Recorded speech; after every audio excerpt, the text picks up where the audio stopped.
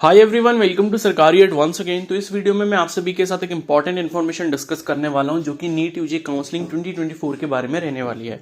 तो आप सभी कैंडिडेट्स के काफी दिन से डाउट्स आ रहे हैं इसके रिगार्डिंग कि नीट की काउंसलिंग कब से स्टार्ट होगी, क्या वो स्टार्ट हो चुकी है या नहीं हुई है, और अगर हो गई है तो वो कैसे करनी है, और नहीं हुई है तो कब तक हो सकती है। तो इन सभी से रिलेटेड जितने भी आपके डाउट्स है उसको मैं आंसर करने की यहाँ पर कोशिश करूंगा। ठीक है, तो कल जो है यहाँ पर नीट का जो रिजल्ट है वो एक बार फिर से डिक्लेयर किया गया है। तो एक बार हम लोग जो है यहाँ पर नीट की जो ऑफिशियल वेबसाइट है उस पर हम लोग फिर से चलते हैं, exams.nta.ac.in, ये जो ऑफिशियल वेबसाइट है नीट की। तो यहां पर जब आप देखोगे तो ऊपर सबसे पहले आपको एक हेडलाइन दिख रही होगी, नीट यूजी 2024 री रिवाइज स्कोर कार्ड। ठीक है, 26 जुलाई 2024 इज लाइव। तो 26 जुलाई 2024 यानी कि कल की तारीख में जो है एनटीए ने फिर से एक बार नीट यूजी 2024 का री रिवाइज रिजल्ट यहां पर डिक्लेयर किया है। ठीक है, तो सबसे पहले आप कैंडिडेट से सभी से रिक्वेस्ट है कि एक बार रिजल्ट को फिर से चेक कर लें। क्या पता आपकी रैंक में कुछ थोड़ा सा फेरबदल हुआ हो, थोड़ी सी रैंक आपकी ऊपर नीचे फिर से हुई हो। ठीक है, तो वो आपको पता चल जाएगा एंड इसी वेबसाइट पर आपको आना है एंड इसी पर आप लिंक पर क्लिक कर दोगे तो आपके पास लॉगिन का ऑप्शन आ जाएगा। एप्लीकेशन नंबर वगैरह डाल के जो भी है वो आप करके आप अपना जो स्कोर कार्ड है एक बार फिर से फ्रेश वाला जो है वो डाउनलोड कर लोगे।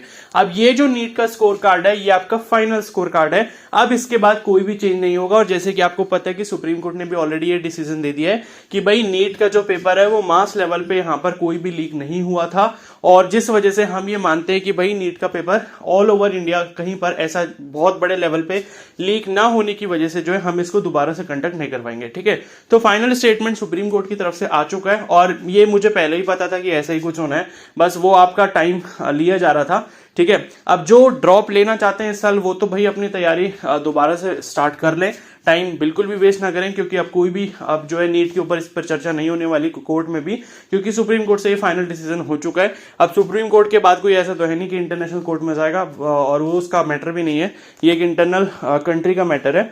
तो जिस वजह से जो हमारा हाईएस्ट कोर्ट है उसने अपना डिसीजन दे दिया, इसका मतलब यही फाइनल है। ठीक है, तो अब आप ये मान के चलो कि जो अब आप दोबारा से स्कोर कार्ड एक बार डाउनलोड करोगे, अगर आपने कल नहीं करा है तो वो आपका फाइनल वाला स्कोर कार्ड होगा। अब उसके बेसिस पर ही काउंसलिंग होगी। अब देखते हैं कि काउंसलिंग क्या स्टार्ट हो चुकी है या नहीं हुई है। ठीक है, तो देखो काउंसलिंग मैं आपको बता दूं कि अभी तक स्टार्ट नहीं हुई है, और मैं आपको दिखा भी देता हूं आपको कैसे चेक करना है। सबसे पहले हम लोग जाएंगे एमसीसी की ऑफिशियल वेबसाइट से। एमसीसी की ऑफिशियल वेबसाइट मतलब medical counselling committee.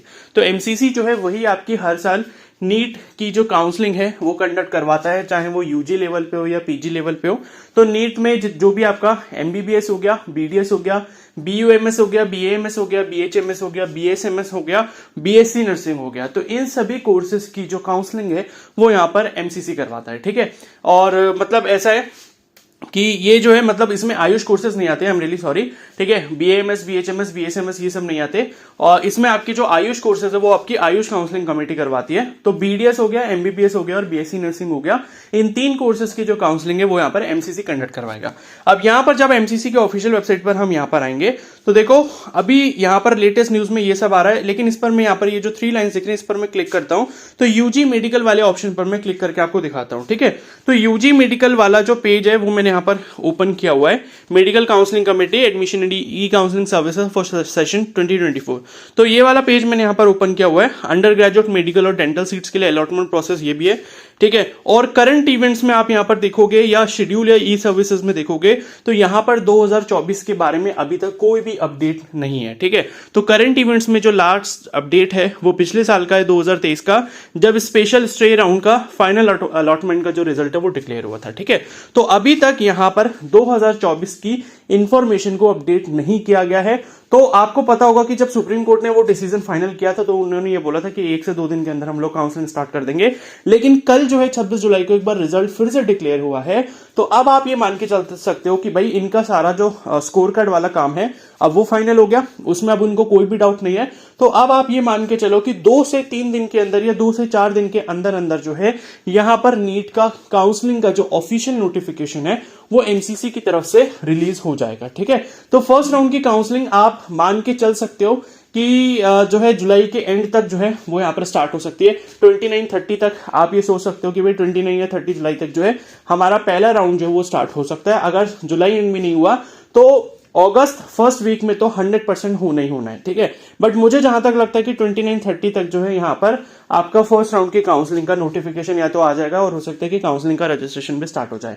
In case अगर जुलाई में नहीं हो पाता है तो अगस्त फर्स्ट वीक में आप 100% इसको मानकर चलिए, ठीक है। तो अब इसके लिए काउंसलिंग के लिए आपको रजिस्ट्रेशन कैसे करना होगा, क्या क्या आपको डॉक्यूमेंट्स चाहिए होंगे यहाँ पर, और कितनी फीस वगैरह आपको यहाँ पर पे करनी होती है, सिक्योरिटी अमाउंट कितना पे करना होता है, उसकी कंडीशन क्या होती है, वो आपको रिफंड किस किस केस में होता है, किस केस में नहीं होता, उस पर मैं सभी जल्दी से जल्दी वीडियोस अपलोड करूंगा, तो उन वीडियोस को आप जरूर देख लेना। बाकी अगर आप आयुष काउंसलिंग करवाना चाहते हो या आप जो है वेटनरी की काउंसलिंग करवाना चाहते हो तो उसके लिए भी क्या प्रोसेस रहेगा, जो भी अपडेट्स आएंगे ऑफिशियल, तो मैं इस चैनल पर वीडियो अपलोड करता रहूंगा, ठीक है। तो आप सभी कैंडिडेट से रिक्वेस्ट है कि अगर आप इस चैनल पर नए हो तो सब्सक्राइब कर लो और बेल आइकन को प्रेस कर लो। और बहुत सारे कैंडिडेट्स ऐसे हैं जिनका नीट में स्कोर कम है और वो नीट के स्कोर के बेसिस पर बीएससी नर्सिंग में एडमिशन लेना चाहते हैं।